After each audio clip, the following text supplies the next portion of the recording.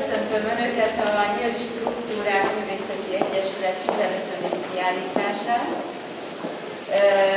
Szeretném megköszönni Maurer Dórának ezt az óriási munkát, amivel összehozta ezt és megrendezte ezt a kiállítást, az NK-nak és a Szépművészeti Múzeumnak, hogy támogatta ebben a munkájában, és szeretném felkérni Tatai Erzsébetet, hogy nyissa meg a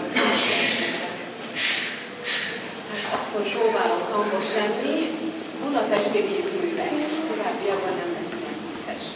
Kevés dolog inspirálta úgy, kezdetektől fogva szakadatlan az emberi gondolkodást és művészetet, mint a víz, a Vörös-tengertől, a Jordánon, a Yangtze és a nagy Karpatakon át a Styxig. Legyen az kozmikus események vagy epifánia helye, vagy a Gémius mócikus. Érdekelje úgy az alkotókat, mint ami az élet metaforája, az optikai hatások gazdag forrása, vagy egyszerűen csak fizikai tulajdonságainak kiaknázása, netán, mint a fenntarthatóság egyik záloga. Akár így, akár úgy, a mai vizek mind helyspecifikusak, a kulturális szövetben így vagy úgy be vannak áldozva. A Lake Art 2000-ben, illetve az Arton Lake 2011-ben című kiállításokat koncipiálók meglátása szerint a budapesti Városligeti tó ugyancsak inspiráló lehet a maga városba szövődött természetes mesterségességével. Bozzarelli Múzeumban megrendezett Művek vízre, tervek, modellek című kiállítás ezeknek egyfajta dokumentációja részben.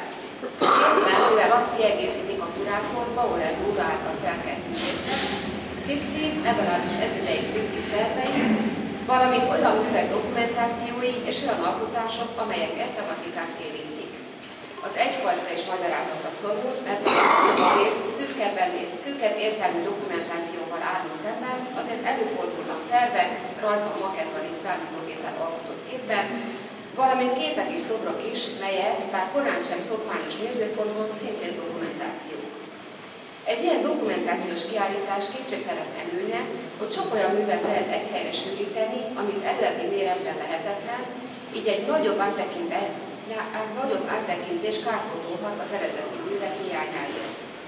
De vajon megfelelően járunk el, ha ezeket a terveket, fotódokumentumokat és maketteket csupán pótlékonként fogjuk fel, mint amik a műhelyek állnak, vagy tudnak-e ezek valami olyasmi a helyes poroláson kívül, amit az igazi szobroknál?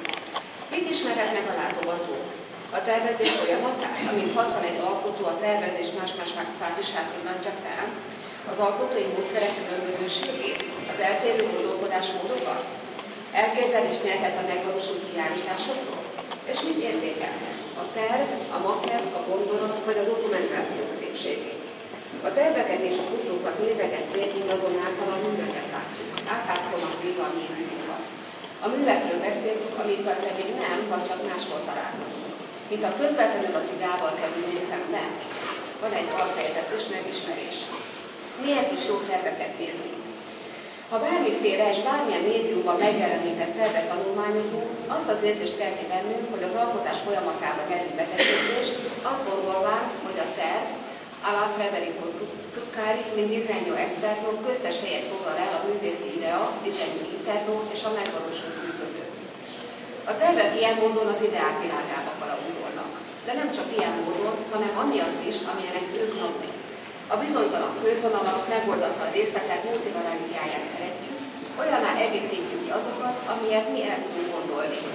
A terv lehetőség, amiből még sok minden lehet, és a megvalósítás körülményei még nem törték le bátorhajtásait. Ha pedig makett, a mű kicsinyített mása, akkor épp tökéletessége miatt szeretjük.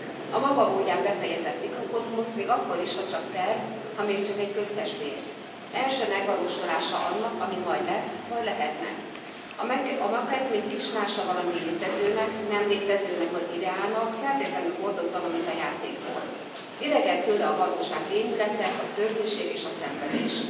A fantázia birodalmában tartozik, és az átláthatóság, az uralhatóság réven a modernitás egyik utópiájának megtestesítője.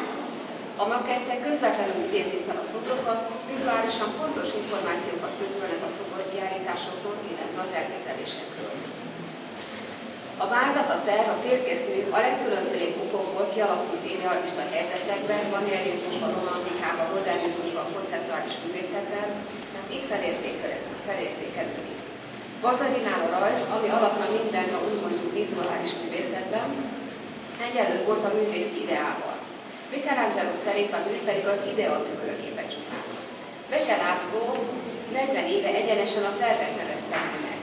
Nézem, a mű az elképzelés dokumentációja, amennyiben a tervet tartjuk az elképzelés dokumentációjának, tehetjük hozzá. Pontosabban a tervezés dokumentációjának, mely racionális folyamat során az idea, elképzelés, származik az isteni sugallatból vagy a környezettel való kommunikációból, tervé válik, vázatok sokaságán át, vagy vázatok sokaságával együtt. A tervezés gondolkodás, számvetés az idővel, térrel, mérettel, anyaggal, a kivitelezés folyamatával, stb., melynek vizuális nyoma lehet a tervrajz. A terv persze a legkevésbé rajzot jelent, és ez csak egyfelől technikai kérdés, másfelől azon átalakulás színegdokéja, melynek során a terv a tervezés dokumentációjából az elképzelés prezentációjává válik. Vizuális perfekcionizmussal kiküszöböli az esetlegességeket, ügyetlenségeket, véletlenszerűségeket, miközben fenntartja a csak gondolat játszik felelőtlenségét. A kiállító tervek csak azt mutatják meg, amit a művész megenged, aki többnyire eltakarja a gondolkodás folyamatát, így a tervek inkább azt reprezentálják, hogyan pozícionálja magát az alkotó által. A vizualizált terv, rajzszövet, printmakett, stb. Ekképp nem csak a gondolkodás lenyomata, hanem a vizuális meggyőzés gyakran dekoratív eszköze. És hogy mit kezdenek a műalkotásokkal vízzel, talán a Városligeti tóval, azt mindenki megnézheti most itt, a megnyitók után és a Városligeti